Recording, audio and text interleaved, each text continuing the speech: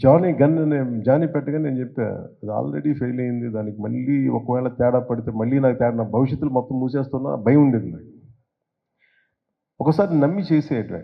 నేను ఎప్పుడు భయపడలేదు సినిమా సక్సెస్ కానీ, ఫెయిల్యూర్‌కి కానీ. ఈవెన్ రీసెంట్ 'హరిహర వీరమల్లు'కి కూడా ఎప్పుడు బెస్ట్ ఇస్తాం.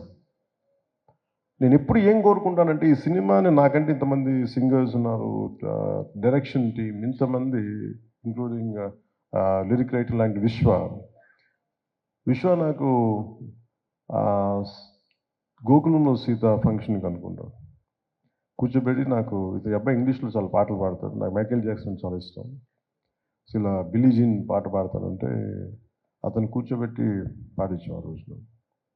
సో అలాంటి ఈ రోజు నాకు కూర్చోబెట్టే మంచి ఈ లిరిక్ రైటర్గా ఈ సినిమాకి ఇంత సక్సెస్ అందించడం అంటే నాకు ఒక ఆ జర్నీ తాలూకు గ్రోత్ అర్థమవుతూ ఉంటుంది. అంటే ఎక్కడో ప్రారంభమై మనందరం చిన్నగా ప్రారంభమై ఒక 2 decades తర్వాత హౌ డు వి ఎక్స్పాండ్, ఆ గ్రోత్ నాకు చాలా ఆనందాన్ని ఇచ్చింది. అలాగే ఈ సినిమాకి సంబంధించి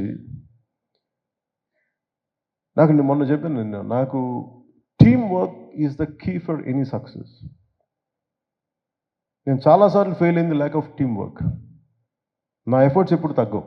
నా ఎఫర్ట్స్ ఈ సినిమాకి ఎంత పెట్టిన అన్ని సినిమాలకి ఇంత పెట్టి ఒక ఇంచు కూడా, ఇన్ఫాక్ట్ చెప్పాలని నాకు అంత బరువు ఇవ్వలేదు సుజిత్ ఈ సినిమా మేకింగ్లో.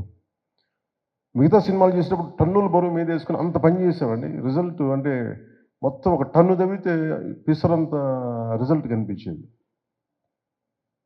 అలాంటి ఈ సినిమా సక్సెస్ సుజీత్ ఎక్కడో ఒక కాన్సెప్ట్ స్టార్ట్ చేసి, ఒక విజువల్ స్టార్ట్ చేసి, ఒక చిన్నపాటి విజువల్తో స్టార్ట్ చేసిన కథ ఎంతమంది చేరారు ఈరోజు మనందరికీ తెలుస్తుంది. స్టేజ్ మీదకి ఎంతమంది ఆర్ట్ డైరెక్షన్ డిపార్ట్మెంట్ నిద్రాహారాలు మానేసి, అలాగే తమన్ అంటే బ్రిలియంట్ పీస్ ఆఫ్ వర్క్.